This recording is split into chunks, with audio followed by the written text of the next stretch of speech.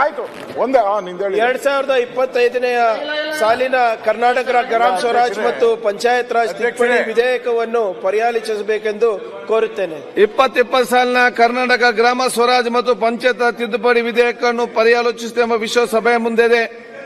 ಪ್ರಸ್ತಾವದ ಪರವಾಗಿರುವ ಹೌದು ಎಂದು ಸೂಚಿಸಬೇಕು. ಪ್ರಸ್ತಾವದ ವಿರೋಧವಾಗಿರುವ ಇಲ್ಲ ಎಂದು ಸೂಚಿಸಬೇಕು. ಪ್ರಸ್ತಾವ ಹೌದು ಎನ್ನುವ ಪರವಾಗಿದೆ ಎಂದು ಭಾವಿಸುತ್ತೇನೆ. ಪ್ರಸ್ತಾವ ಹೌದು ಎನ್ನುವ ಪರವಾಗಿದೆ. ಪ್ರಸ್ತಾವಕ್ಕೆ ಅನುಮೋದನೆ ದೊರಕಿದೆ.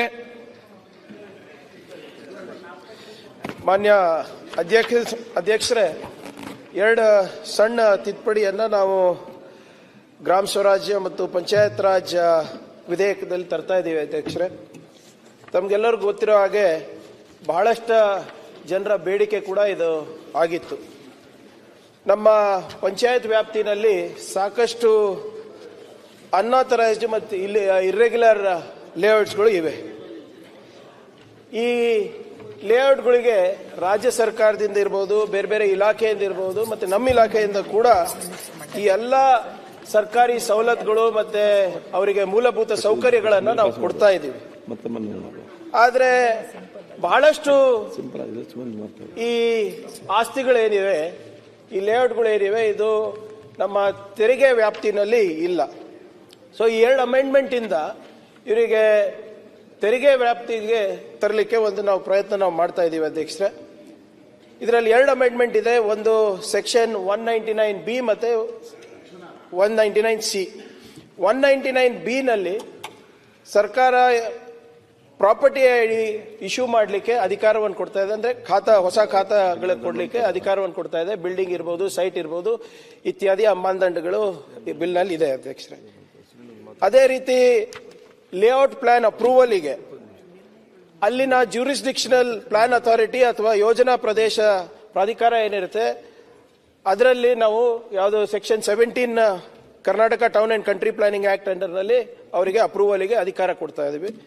ಅಕಸ್ಮಾತ್ ಒಂದ್ ವೇಳೆ ಅವರು ಆ ಗ್ರಾಮ ಪಂಚಾಯತ್ ಪ್ಲಾನಿಂಗ್ ಅಥಾರಿಟಿ ವ್ಯಾಪ್ತಿನಲ್ಲಿ ಬರೋದಿಲ್ಲ ಅಂದ್ರೆ ನೇರವಾಗಿ ಅವರು director of town planning and country ಇಂದ ತಗೋಬಹುದು, ಅಥವಾ ಅಡಿಷನಲ್ ಡೈರೆಕ್ಟರ್ ಅಥವಾ ಈಕ್ವಲೆಂಟ್ ಆಫೀಸರ್ ನಲ್ಲಿ ಹತ್ರ ಅವರು ಪ್ಲಾನ್ ಸ್ಯಾಂಕ್ಷನ್ ಅನ್ನ ತಗೋಬಹುದು, ಪ್ಲಾನ್ ಅಪ್ರೂವಲ್ ಅನ್ನ ತಗೋಬಹುದು. ಎರಡನೇ ಅಮೆಂಡ್ಮೆಂಟ್ ಅಧ್ಯಕ್ಷರೇ, ಸೆಕ್ಷನ್ 199C ನಲ್ಲಿ ಈ ಅಮೆಂಡ್ಮೆಂಟ್ ಮುಖಾಂತರ ನಾವು ಗ್ರಾಮ ಪಂಚಾಯತಿಗೆ ತೆರಿಗೆಯನ್ನ ಉಸುಲಿ ಮಾಡಲಿಕ್ಕೆ ನಾವು ಅವರಿಗೆ ಅಧಿಕಾರವನ್ನು ಕೊಡ್ತಾ ಇದೀವಿ. ಅದನ್ನು ಕೂಡ 4-5 ಮಾನದಂಡಗಳಿದೆ. ಸೈಟ್ ಇರ್ಬೋದು, ಬಿಲ್ಡಿಂಗ್ ಇರ್ಬೋದು, ಇತ್ಯಾದಿಗಳು.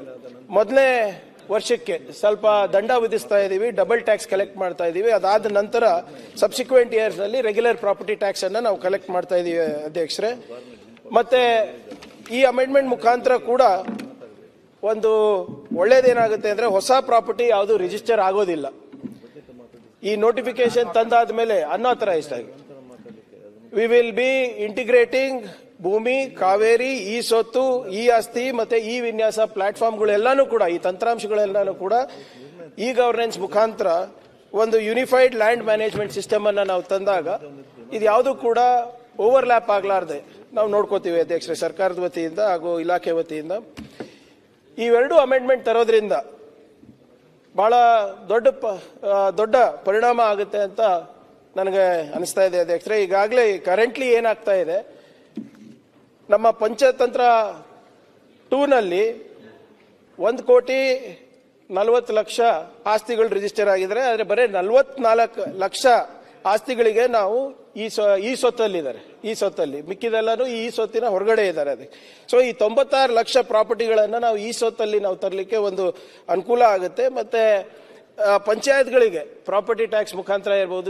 ಇನ್ನಿತರ ತೆರಿಗೆ ಮುಖಾಂತರ ಇರ್ಬೋದು, ಒಂದು ಆರ್ಥಿಕವಾಗಿ ಸ್ವಾವಲಂಬಿತರಾಗಲಿಕ್ಕೂ ಕೂಡ ಅನುಕೂಲ ಆಗುತ್ತೆ. ಅಧ್ಯಕ್ಷರೇ, ಇದಾಗಲೇ ಕರ್ನಾಟಕ ಮುನ್ಸಿಪಾಲಿಟಿ ಆಕ್ಟ್ ಅಲ್ಲಿ ಮತ್ತೆ ಕರ್ನಾಟಕ ಮುನ್ಸಿಪಲ್ ಕಾರ್ಪೊರೇಷನ್ಸ್ ಆಕ್ಟ್ ನಲ್ಲಿ ಸೆಪ್ಟೆಂಬರ್ 10, 2024 ತಂದಿದ್ದೇವೆ. ಅಧ್ಯಕ್ಷರೇ, ಅದನ್ನೇ ಈಗ ನಾವು ನಮ್ಮ ಗ್ರಾಮೀಣ ಅಭಿವೃದ್ಧಿ ಇಲಾಖೆ, ಪಂಚಾಯತ್ ರಾಜ್ ಇಲಾಖೆ ಹಾಗೂ ಗ್ರಾಮೀಣಾಭಿವೃದ್ಧಿ ಇಲಾಖೆಯಲ್ಲಿ ತರ್ತಾ ಇದ್ದೀವಿ. ಅಧ್ಯಕ್ಷರೇ, ಇದರಿಂದ ಸಾಕಷ್ಟು ಅನುಕೂಲ ಆಗುತ್ತೆ. ಅಧ್ಯಕ್ಷರೇ, ಇಡೀ ನಮ್ಮ ಸದನದ ಮಾಹಿತಿಗೆ ಕಳೆದ 2 ವರ್ಷದಲ್ಲಿ ನಾವು 11,66,220 ಆಸ್ತಿಗಳನ್ನು ಗುರುತಿಸಿ ತೆರಿಗೆ ವ್ಯಾಪ್ತಿಗೆ ತಂದಿದ್ದೇವೆ. 2 ವರ್ಷದ ಹಿಂದೆ 1.5 ವರ್ಷದ ಹಿಂದೆ ನಮ್ಮ ಡಿಮಾಂಡ್ ಏನಿತ್ತು, ಟ್ಯಾಕ್ಸೇಷನ್ ಡಿಮಾಂಡ್ ಏನಿತ್ತು, ಬರೀ 786.5 crores ಇತ್ತು. ಆದರೆ ಈ ವರ್ಷ 2024-25ಕ್ಕೆ ನಮ್ಮ ನಮ್ಮ ಡಿಮಾಂಡ್ ಏನಿದೆ ಅಂದರೆ 1,590 ಕೋಟಿ ರೂಪಾಯಿ. ಅದರಲ್ಲಿ ಮೊದಲನೇ ಬಾರಿಗೆ ನಮ್ಮ ರಾಜ್ಯದ ಇತಿಹಾಸದಲ್ಲಿ ನಾವು 1,200 ಕೋಟಿಯಷ್ಟು ನಾವು ಟ್ಯಾಕ್ಸ್ ಕಲೆಕ್ಷನ್ ನಮ್ಮ ಗ್ರಾಮ ಪಂಚಾಯತ್ ವತಿಯಿಂದ ಆಗಿದೆ ಅಧ್ಯಕ್ಷರೇ. ಸೊ ಇದು ಒಂದು ಪ್ರಗತಿಪರವಾದಂಥ ಹೆಜ್ಜೆ.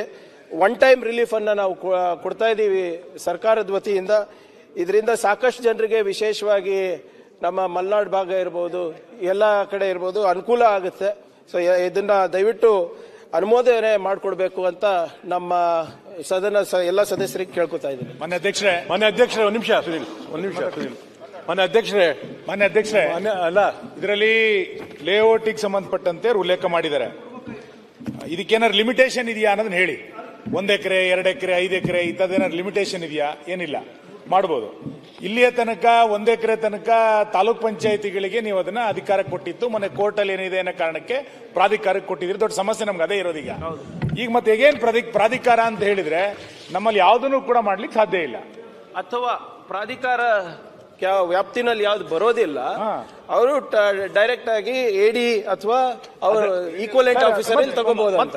ಮತ್ತೆ ಅದು ಪ್ರಾಬ್ಲಮ್ ಆಗುತ್ತೆ. ಅದನ್ನ ತಾಲೂಕ್ ಪಂಚಾಯತ್ಗೆ ಕೊಡಿ. 1 ಎಕರೆಗಿಂತ ಒಳಗಿರೋದಕ್ಕೆ ನೀವು ತಾಲೂಕ್ ಪಂಚಾಯತಿ ಅಂತ ಕೊಟ್ರೆ ಬಹಳ ಅನುಕೂಲ ಆಗುತ್ತೆ.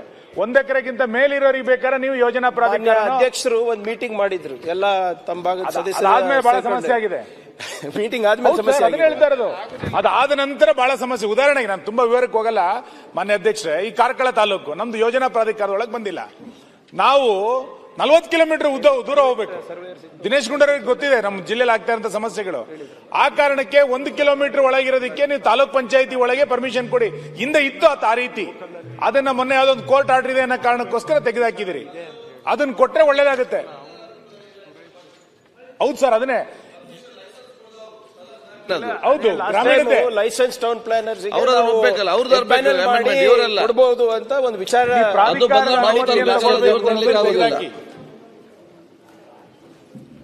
ಅಧ್ಯಕ್ಷರೇ, ನಮ್ಮ ಮಾಹಿತಿಗೆ RDPR ಸಚಿವರು ಏನ್ ಹೇಳ್ತಾ ಇದ್ದಾರೆ, ನಿಜ ನೀವು ಹೇಳೋದು ಸಮಸ್ಯೆ ಇದೆ. ಆದ್ರೆ ಇದು RDPR ಕಾನೂನಲ್ಲ, ಇದು ತಮ್ಗೆ ಗೊತ್ತಿರೋ ಹಾಗೆ ನಗರ ಅಭಿವೃದ್ಧಿ ಇಲಾಖೆ ಕೆಳಗಡೆ ಟೌನ್ ಪ್ಲಾನಿಂಗ್ ಕಾನೂನು. ಅವರು ಹಿನ್ನೆಲೆಯಲ್ಲಿ ಹೈಕೋರ್ಟ್ನವರು ಡೈರೆಕ್ಷನ್ ಕೊಟ್ಟು ಅನಿವಾರ್ಯವಾಗಿ ಇಂಪ್ಲಿಮೆಂಟ್ ಮಾಡುವಂತಹದ್ದು ಆಗಿದೆ. ಅದರಿಂದ ತೊಂದರೆ ಆಗ್ತಾ ಇರೋದ್ರ ಬಗ್ಗೆ ನಾವು ಇಲ್ಲ ಅಂತೇನು ಅಲ್ಲಿಗೆ ಎಳಿತಾ ಇಲ್ಲ. ಅದಕ್ಕೆ RDPR ಸಚಿವರು ಈಗ ಒಂದು ಏನು ಸಜೆಷನ್ ಕೊಟ್ಟಿದ್ದಾರೆ, ಸ್ಥಳೀಯವಾಗಿ ಜನಗಳ ಕೈಗೆ ಸಿಗುವಂತೆ ಒಂದು ಲೈಸೆನ್ಸ್ಡ್ ಟೌನ್ ಪ್ಲಾನರ್ಸ್ ಅನ್ನ ಅಪಾಯಿಂಟ್ ಮಾಡಿ, ಸರ್ ಗೌರ್ಮೆಂಟ್ ಅಪಾಯಿಂಟ್ಮೆಂಟ್ ಅಲ್ಲ, ಎಂಪ್ಯಾನಲ್ ಮಾಡುವಂತಹದ್ದು. ಆರ್ಕಿಟೆಕ್ಟ್ ಅನ್ನ ಎಂಪ್ಯಾನಲ್ ತೆಗೆದಿರೋದು. ಅದೇ ಅದನ್ನ ಕಾನೂನಲ್ಲೇ ಅವಕಾಶ ಮಾಡಬೇಕು. ಅದು ಟೌನ್ ಪ್ಲಾನಿಂಗ್ ಕಾನೂನಲ್ಲಿ ಆಗ್ಬೇಕು, ಇಲ್ಲಿ ಮಾಡ್ಲಿಕ್ಕೆ ಬರೋದಿಲ್ಲ. ಅದನ್ನ ಮಾಡಬೇಕು ಅಂತ ಮಾನ್ಯ RDPR ಸಚಿವರು ಸಜೆಷನ್ ಕೊಟ್ಟಿದ್ದಾರೆ. ಇಲ್ಲೂ ಅದನ್ನೇ ಹೇಳಿದ್ದಾರೆ. ಹೊರಗಡೆನೂ ಮುಖ್ಯಮಂತ್ರಿಗಳ ಹಂತದಲ್ಲೂ ಕೂಡ ಇದೇ ಚರ್ಚೆ ಆಗಿದೆ. ಆ ಒಂದು ಆಪ್ಷನ್ ಇಟ್ಕೊಂಡಿದ್ದೇವೆ ಅಂತ, ಪ್ರಯತ್ನ ಮಾಡ್ತಾ ಇದ್ದೇವೆ ಅಂತ ಹೇಳಿದ್ದಾರೆ.